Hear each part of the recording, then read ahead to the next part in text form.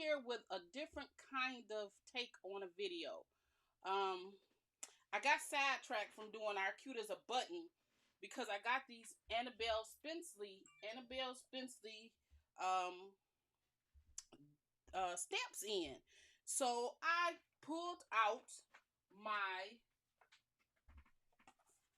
Arteza watercolors, and I started these last night doing the watercolor.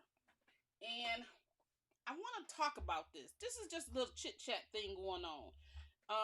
That we really need to use some different mediums, and when we do use different mediums, the results that we can get. So this is the stamp for that. This is the stamp for this one.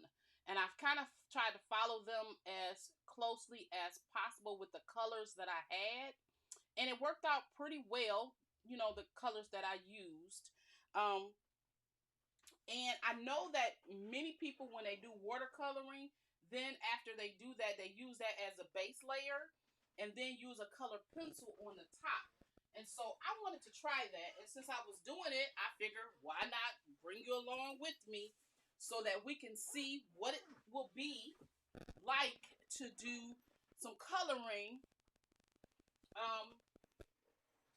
with our colored pencils. So as you know, I have these colored pencils from Arteza. All of these are Arteza, the big colored pencil set.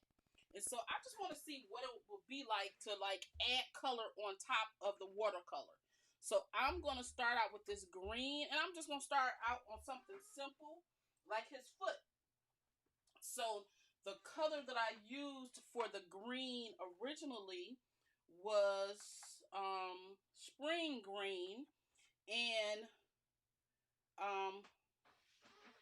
in the watercolor paints, I also have the watercolor pencils, so I could have used that also.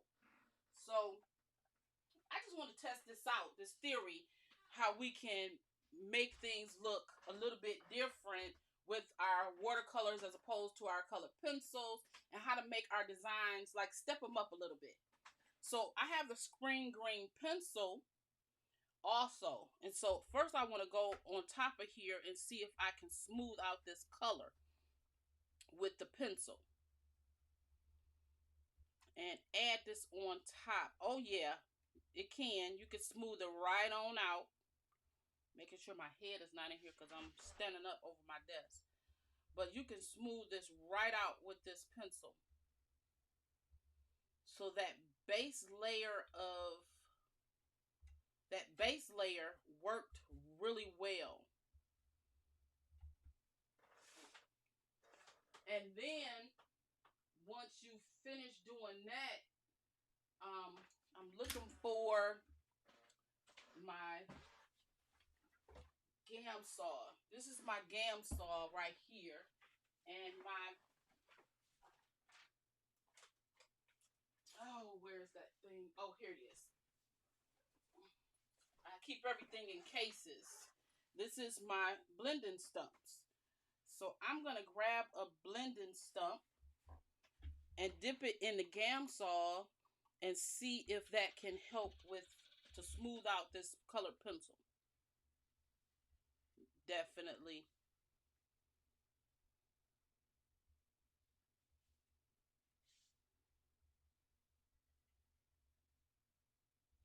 Oh, definitely.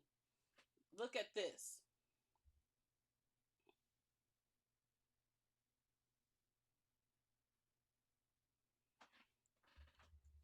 This was the original watercolor, the spring green. This was that original. That's what it looked like first. This is what it looked like after I added the colored pencil on top of it and used my blending stump to make it smooth out. So let me do it on this one. So I have the spring green colored pencil. So I'm going to just go right over. So the watercolor actually gives it a really good base. It gives it a really, really good base color. And then you put your, and this is how a lot of artists do this to make their colors more intensified. They use color pencil on top of their watercolor.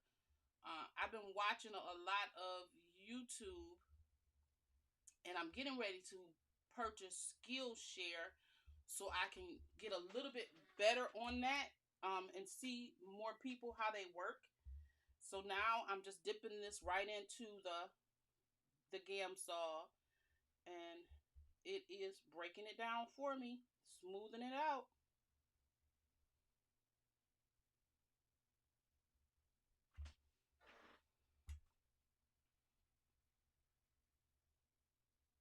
Yeah, it's smoothing it out.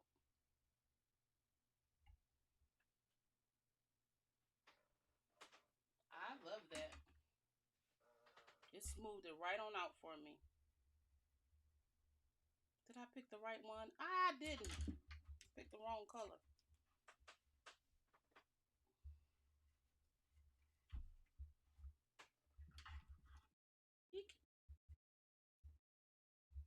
So, what I did was I taped this down to, this is my Totally Tiffany little thing. I just taped the watercolor down and separated the colors out. And so I'm just adding the color and layering it on top, and then using my blending stump to smooth this out. And even that second layer that I put of the pencil really is smoothing this out.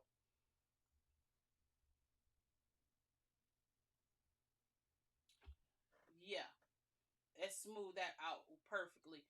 So see, compare these two compared to that, it looks so much better. It looks so much better, smooth out. Um, I think it looks good using the colored pencils on top. It gives it more depth of color and everything. And the fact that I'm using the same brand is really helping it also. The fact that I'm using the same brand of pencils as I am of paints is really helping to be consistent with the color. And that's important. We want to stay consistent with our colors. So I'm going to finish these two pictures out and color pencil. And when I'm done, I will come back and show you what they look like. Because this is, I didn't even realize that how good this can look until I was watching a YouTube video and they did that. So, because when you put that base layer just like this, um, when you see that base layer, see how spotty it looks because of the water? That's how it is. You said my volume is low? Oh, that's because I'm sorry, I'm not close to the mic. Yeah, you're gonna have to really get these stamps. They are really cute. I wasn't going to get them either because I said I'm not going to get those. I don't need something else to color. But these stamps are really, really cute. And so I did end up getting all 8 of them. And they're really cute as a button. They're really cute as a button. See that these stamps are really cute. That friendship, beautiful. This could be cute for giving kids, putting on a kid's card, but they're really cute. All of these are. I had never heard of her before, and I'm so glad that I broke down and bought them. And so, and then not only when you buy these, yeah, they're polymer, photopolymer stamps. I think I'm almost positive. Yes, they are. They're photopolymer, which they stamp wonderfully. I stamped them 3 times with my Misty on, but because I used 3 times because I'm on the rigid side of the textured side of the watercolor paper. And that's the reason why I colored them. So I stamped them so much, but I didn't have to. I didn't have to, do that. because they were already good the first time. And so I'm going to work with these some more. I'm going to use, some other, some more of the stamps themselves. But they are fabulous. They stamp really, really clear. Um, yeah, they're really cute. They're really cute. They'll be very good card fronts, and they have wonderful accessories to go to them too. So like this one has the extra of her hair. Like you could stamp and make your own backgrounds with the extra parts and pieces of this. Make your own backgrounds to stuff, which I'm going to do. I'm gonna make some my own background papers. I'm an enabler. I know. That's because I watch too much YouTube. I watch all my friends on YouTube, and they always show all this cuteness, and so then I have to do the same thing. I have to go out and buy it. It's sad. I'm gonna start calling my craft room the warehouse, because it's more like a warehouse than now a craft room. But I try to use everything, and I give away almost all of the projects I make. So for people, and this right here is going to be our Christmas card invitations. That's why I'm working with these. We're going to use these as our Christmas card invitations to dinner, for our family, because it's myself and my children and their spouses, and so that's why I'm doing this, so everybody will have a personal invitation, even though it is just my sons and my daughter and their spouses. Everybody's going to get a personal invitation for Christmas, and my grandkids, they're all going to get their own little personal, and then we're going to have place settings at everybody's table, at everybody's seat. And so it's just something fun to do. Yeah, you have to. You have to use those supplies. They cost too much not to use them. We spend too much money on this stuff. You have to break them babies out. You have to break them out. You know what you do? If you want to use your supplies and you just don't know where to start, what I do is I just pick a stamp set out of my container, and that's the stamp set that I use, and then I pick a place to send them. So if you take one stamp set and do 5 cards from it, take those 5 cards, hold them on and put them away, then do that again and again, and then send them to a hospital and put thank you on them, or I send mine to the church, so then they can send them out to members to say get well soon or happy birthday or something. So do something like that, so you're not just making a bunch of stuff with nowhere to send them, or nobody will see them. There's a lot of places. I donate 200 cards every winter to the VA hospital in my area, and they decorate the VA hospital. When the patients come in, they give them a card, one of my cards. And it's funny because when I go in for my doctor's appointments, I see my cards hanging up at the doctor's office desk. So it's fabulous to see that, and people be like, oh my god, these cards are so pretty, and I'm like, I made that, and they be like, no you didn't. I'm like, look on the back, because you always got to put your information on the back. I'm like, it say stamped by Dr. Shaniva Early, like, yeah, because I actually have my own stamp. I have my own stamp created, so on the back of everything, I put that. Who is this? I don't have names on Facebook. Holy moly, my messages are working. It's sometimes it's hard to see because my Facebook my messages have an error, so it's really good to see that they're working. So yeah, pick a place that you want to send it.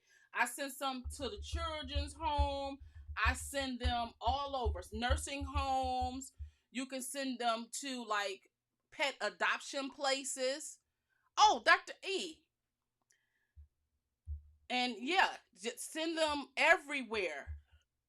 Just pick whatever it is you love. See, that is my stamp. Oh, can you see it? Let me bring you down. See, that's my stamp I put on the back of all of my cards that I give away. And so I had that made from a company on Etsy. I think I just typed in custom stamps or something, and they made this for me. I just picked the one that I liked. And so, yeah, just pick a place to send your cards to, and that gives you a reason then to actually make cards for. Like right now, we had a virtual swap. I don't know if everybody is a part of it. Let me see. Every year we go to conferences, and this year we had a virtual swap. Thank you. I had that made from a member on Etsy. It's a way for people to know who I am, and for me to be able to show them that I made these. That's a little selfish, but I mean, everybody have their own stamp. Most people who have businesses, they have their own stamp. So I really like this one that they did, and I got this made last year, right after I got my doctorate, because I've only had my doctorate, except next month will be 2 years, and so right after I got my doctorate, I had them make this stamp. So this is fabulous. I love it.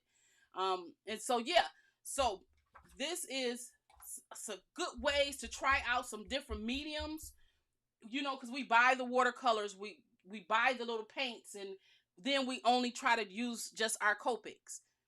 Let's break out of that and start doing something else. It took me a long time, but you know what you have to do? You have to narrow it down to a few. So, Dr. E, when you're doing it, like, it's a whole bunch of them you pick. Narrow it down to the ones you love the best, like the first 5 or so. Then narrow it down to the best 3. And then let some other people look at it. That's how I picked my designs, because I was like, I don't understand this stuff. My designs, and so that's how I ended up doing it. Unless I have it in my head. Sometimes I just have it in my head, and it'd be like, oh yeah, this is what it's gonna be. So, okay, so I'm going to finish coloring these with my color pencils, since I have that layer down already, and then I will show you what these look like on some cards. Okay? Thank you so much for joining me. I appreciate you. I love doing the lives because I get to talk. I get to talk to people. It's not as fun when I'm just doing regular old videos. Yeah, definitely try that, Dr. E. It really will. It'll really work. It'll really work. All right. Thank you so much, and I will see you in the next one. Yeah, I have fun doing this too. All righty. Bye.